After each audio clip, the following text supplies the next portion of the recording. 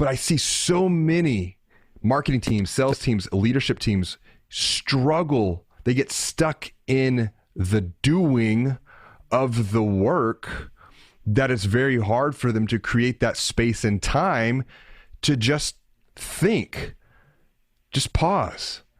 What is something practical that you could recommend? Because like I'm seeing this, as one who works in digital, there's a lot of distractions built into digital, the dings, the buzzes. And it's almost like we create this false sense of, I need to be on 24/7. But even after being a coach myself, those free days, just 24 hours of just nothing, silence in my mind, that is. But I literally do digital detoxes on those days.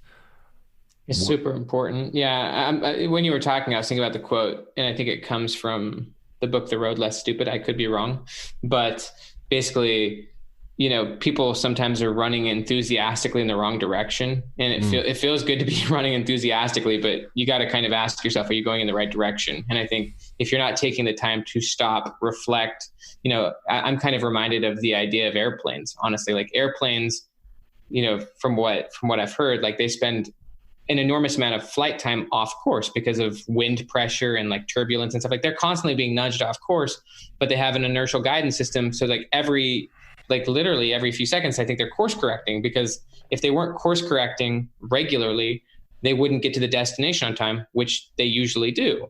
So like the idea is if you're off even a matter of 1 or 2 degrees for a long enough period of time, you could be hundreds of miles off your destination. And so from my perspective, taking the time to think and reflect and to journal and to like reassess your vision, reassess your direction, reassess your process, reassess your priorities. Like if you're not doing that, then it's essentially like you're an airplane. You don't know how off course you actually are. And the longer you're off course, the longer the opportunity cost to getting back. It reminds me of the quote from Covey, as far as like, it doesn't matter how many steps you take up the ladder if it's facing the wrong wall. Yeah. And so, this brings up the Dan Sullivan quote, all progress starts by telling the truth. But I think from a very practical standpoint, kind of like you, having regular days where you take the day off and you like literally give yourself the space to think. Creativity, like they say that 16% of creative ideas happen while you're at work. The rest will happen while you're recovering, resting, in the shower, on vacation. But even more like just taking 10, 15 minutes in the morning before you jump into your phone to just journal about your future self, about your goals, about your team. If you do it in the right environment where you're like, for me, I just do it in my car. There's no distractions in my car. I have my phone on airplane mode. I might be listening to like some soft piano music, but other than that, I just have me and my journal straight up. And I just write about what I'm trying to accomplish and who I'm trying to be. And this is literally how you can train your selective attention. You can train your brain to focus on the things that you're trying to accomplish. And when you're in that environment, especially, I would say first thing in the morning, your brain is far more likely to come up with creative solutions.